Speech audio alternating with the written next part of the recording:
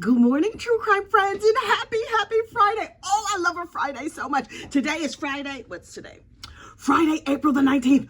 There is, oh my goodness. I say this all the time. There's so much happening in true crime. But today there truly is. Yesterday was day 5 of the Chad Daybell, the state of wherever he lives, Idaho, Iowa, versus Chad Daybell. Oh, it was so good. Look, the first 4 days, I guess, it was all like, why, boring. Yesterday, Melanie Gibb took the stand. Honey! Oh, wait.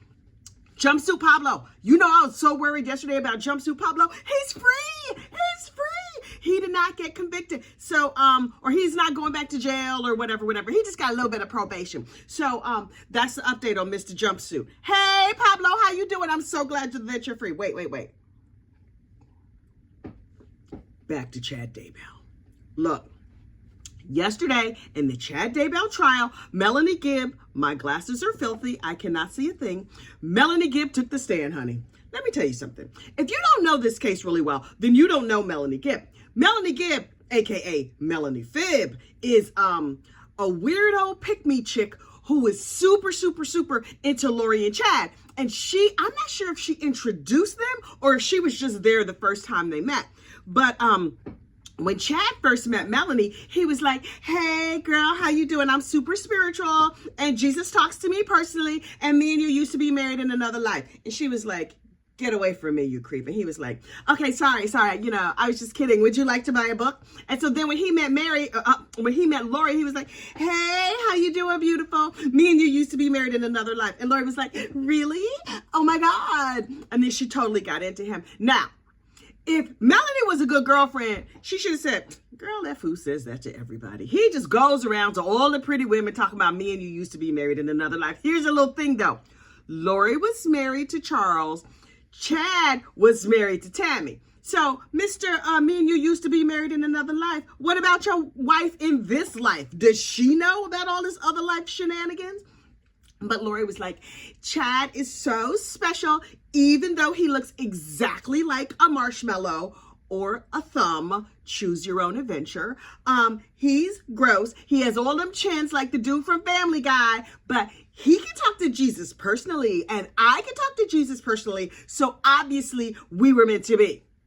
And Melanie should have said, honey, you out of your rabbit ass mind. Can you say that here on the tubes of you, child? I don't know. But she should have pointed out to her friend, girl, you nuts. You super nuts. Yes, we believe in some ridiculous and crazy stuff, but this dude is really team too much. But that's not what she did. So she was like, okay, I want to hang out with y'all. And Lori was like, no, me and Chad, we need to just like go and have spiritual time together. And Melanie was like, can I come? I want to be there. I want to be your BFF. And me and you are going to do everything together. Since you're married and he's married, y'all can't hang out all the time. But me and you, we could be like this. You have a special needs child. I have a special needs child. And our boys can have a play date. It's going to be great. And Lori was like, okay, girl. Now listen, let's be clear. These are not facts. These are things that I personally have decided based on all that I've seen in this case. So Melanie, the ultimate pick-me girl, was doing her best to hang out with Lori Vallow Daybell. But this is before she knew that Lori was completely out of her mind. So Lori was like, okay, Melanie, you have a special power, and that is that you were in charge of gathering people to bring me money and power, and to hide the fact that I'm doing oochie coochie with this marshmallow looking man over here. And Melanie was like, okay, if that's my special assignment from the Lord, then okay. And Lori was like, the Lord told me that I need to unfortunately unalive my existing husband. And Melanie was like, okay, that sounds good. Do you need my help? Do you want me to like buy the bullets or something like that? And Lori was like, no, girl, we're just gonna pray that he dies, and that he ascends to heaven. Yeah, that's right. We're going to pray that he ascends to heaven because he's filled with demons, and we're going to cast the demons out of him. And Melanie Gibb was like, wait, like in The Craft? And Lori was like, And so they got together with some of their friends, and they're like, we are going to have castings where we say prayers and we try to get the demons out of my ex-husband. And then once the demons leave him, then he'll die. Look, I have a question. Once the demon, I don't mean to interrupt anybody's like crazy fantasies, but once the demons leave the person's body, wouldn't that just leave them like healed and alive and they could walk around? That's how it worked in The Exorcist. They was trying to get the demons out the people so that the people could just like go back to, living their lives and working jobs and eating fried chicken, whatever they do. I don't know. So, Lori was like, no. Once the demon leaves, because see, his real spirit ascended to heaven. And so now that his spirit has gone to heaven, his body is just walking around and a demon is living in there. So we got to get rid of the demon, but then his spirit's not going to come back from heaven. His spirit is going to stay in heaven, and then his body will just crumple over like, how in cartoons when they snatch the skeleton out and the body just like falls to the ground. And Melanie was like, child. And so Lori was like, that's what's going to happen. And so his body is going to die. And Melanie was like, okay, cool. That sounds great. So, they kill Lori's husband. And Melanie was like, wow, your husband's totally dead. Congratulations. Now, are these Valley girls? No. This is my personal dramatization of what happened over there in Idaho, Iowa, with all these crazy people and this unfortunate unaliving of folks. And so Melanie was like, okay, now that your husband's dead, that's great. I think the Lord has sent Chad to you so that you could fornicate. That's what the Spirit told me, because obviously fornication is in the Bible. As an aside, I think she read it wrong. Because yes, fornication is mentioned in the Bible in all the sections that say, don't do this. I think it's like a commandment. It's definitely a sin. It's bad juju. That's like a no, you're not supposed to do that. You're going to get a big time out from the Lord if you're doing all this mess. But she was like, the Lord said that he could oochie coochie unto me. And so Chad and me are going to oochie coochie in the name of spirituality. Also, I'm just sort of like, a murderous freak. And so this is what we're going to do. And so Melanie was like, right. Is there a demon in Tammy? Because Tammy might need to have her demons cast out too if y'all gonna do the, the whole horizontal mambo.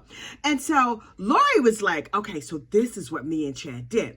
Me and Chad snuck down to the temple and we got married or sealed or whatever you want to call it. But Melanie was like, right. Aren't y'all married to other people? And Lori was like, yes, but Chad also used to be Jesus in another life. And when he was Jesus in the other life, then Jesus told him that he could oochie coochie unto me, and then we could be married in the temple, and it was all going to be fine, and we were still going to go to heaven. Also, we were going to create heaven here on earth, and then the end times were going to happen, and me and Chad are going to be in charge of that, and everybody will be living in white tents, but we will be living over at the Four Seasons. And Melanie was like, right. You're sweet at the Four Seasons. Does it have an extra room? Because I'm not a tent girl. And Lori was like, girl, don't worry about that. We'll take care of that later. We're going to take care of that later. Anyway, so I have questions, right? I have questions based on the philosophy, the theology, this trial as a whole. Number one, are actual Mormons embarrassed by these people? Because sometimes, like, people in your group do something and you're like, oh no, that's not all of us. That is not all of us. Like, if you see like a nice suburban woman and she unfortunately unalives her husband, I'm like, oh, no. That's not all of us. When, like, gorgeous black women do crazy things, I'm like, Naomi Campbell, you're giving all of us a bad name. You know what I mean? Like, when somebody in your group goes all the way to the left, you're just like, When moms do bad things, I take it very personally. When pet owners do bad things, I'm like, you need to get your whole act together. I think it makes it look bad for all of us. So our LDS friends, I just want y'all to know, we understand, we, the general public and other assorted heathens, understand not all Mormons. Wait, I think we're not supposed to call you Mormons. Not all LDS folks. Not all. We know it's not all of y'all. we know that just these people right here, they're nuts. And you go on and practice your religion and do whatever. Based on the theology that I've learned from these people, child, they have done more to spread the word than any missionary ever could. But I think they're doing it wrong. I don't know what's actually right. I'm a little bit nervous about everything they say and they do. And so I just want y'all to know, we don't think that this covers all of y'all. Just like when adorable ladies who live in the suburbs do ridiculous things, they don't represent me.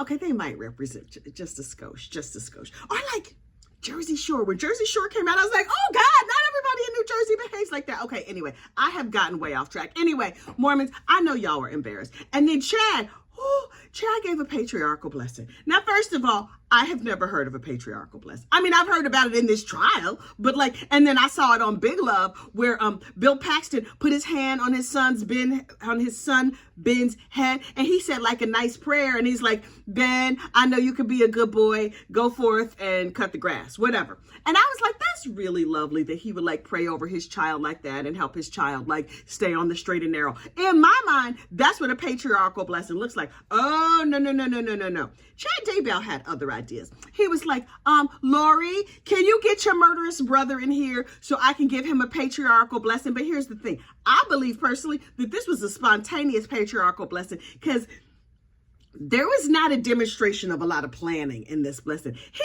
was just grabbing thoughts and phrases out of the air, much like this video. And he was like, okay, Alex Cox. And Lori was like, his name is Alexander. He's like, shh.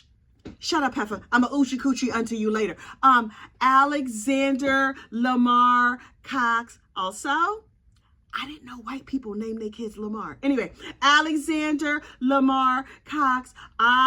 Chad the Thumb. I look like a marshmallow. Daybell are providing you with a patriarchal blessing. I got a question. Is he qualified?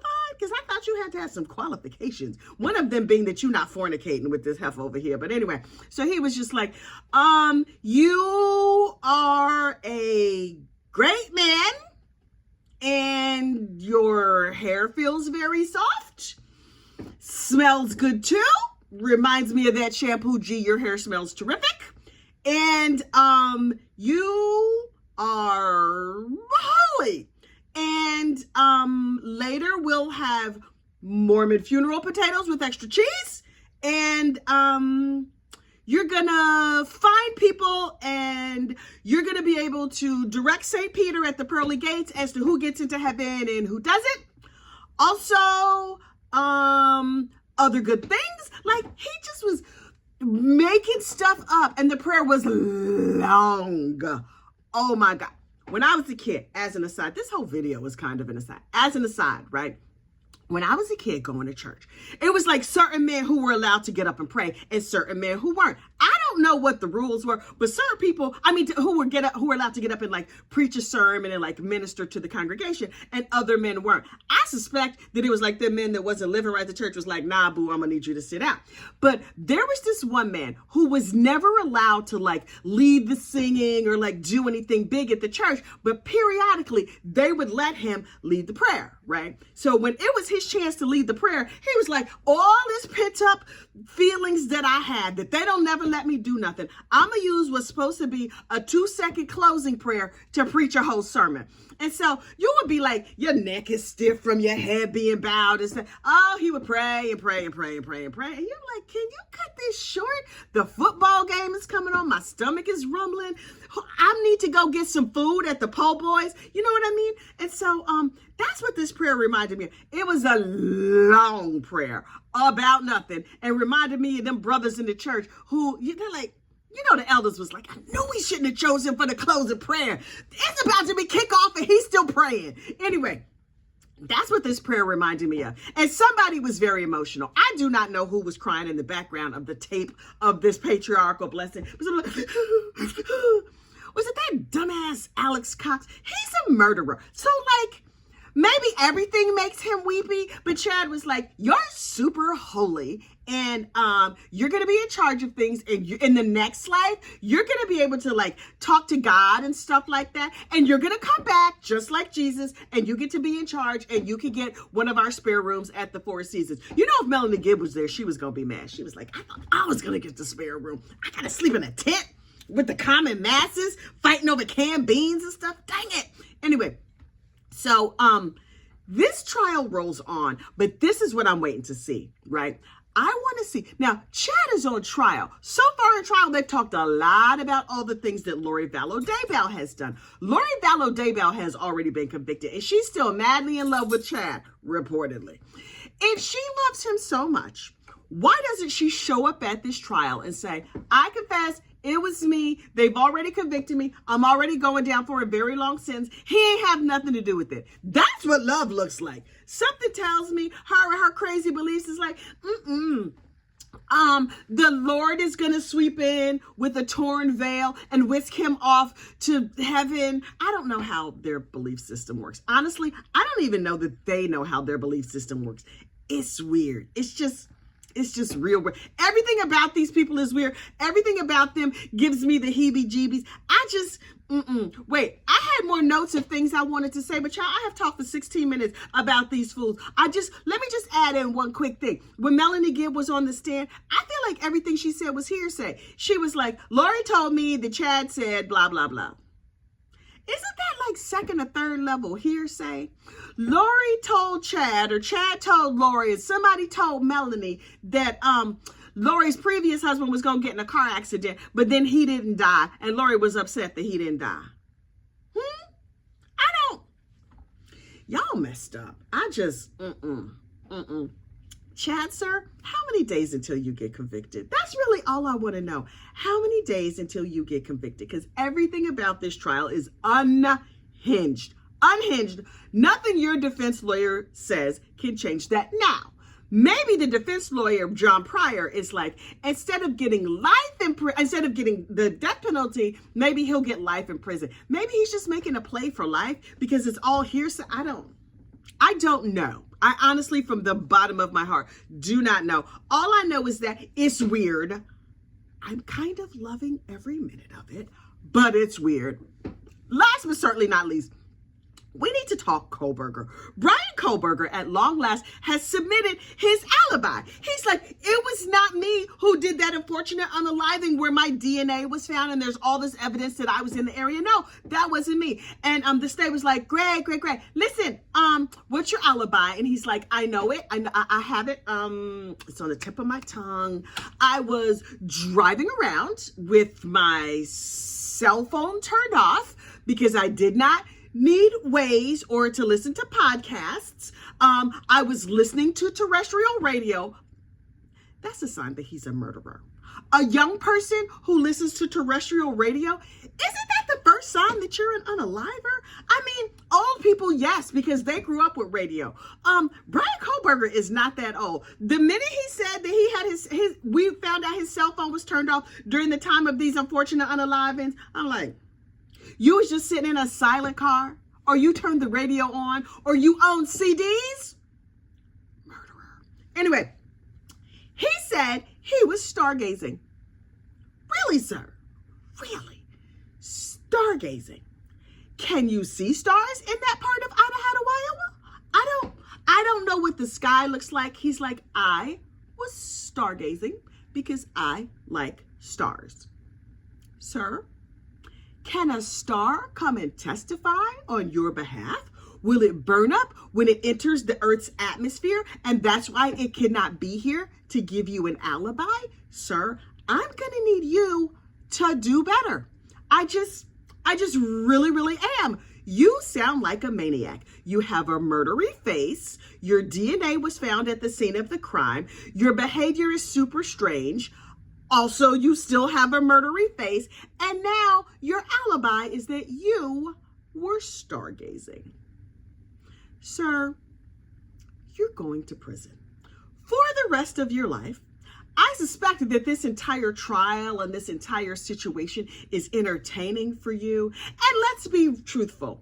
a whole lot of people are making a whole lot of money off of this terrible, terrible situation, including me, because YouTube pays me to sit up here and talk nonsense. Praise God.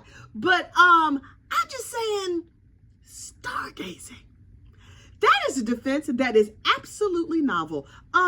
It's not the Twinkie defense. Y'all remember the Twinkie defense? Look, old school true crimers, y'all know about the Twinkie defense over there in California. This dude would have been better off with the Twinkie defense. I had too many Twinkies, and that is what caused me, the preservatives caused me to unfortunately unalive somebody. Stargazing. Okay. It's out here slandering stars. I can't stand Brian Kohberger, mostly because he's a murderer. Also, he has a murdery face. And now he is slandering celestial bodies. I won't stand for it. Okay. I need to lower my blood pressure just a little bit, but it is a Friday, so that makes me very happy. Listen, like this video, subscribe to the channel, get down in my comments and tell me what you think. Drop some brown hearts down in the comments, just so I know you here like, hey girl, hey, drop me some brown hearts, and you can play bingo. If you win, you get a bingo prize. Yep, there's videos on how you play bingo and all that good stuff. Okay, look. I want you to have a beautiful rest of your day. Members, you know I'm going to see you all weekend. Non-members, I still love you, and I will see you on Monday morning. Bye.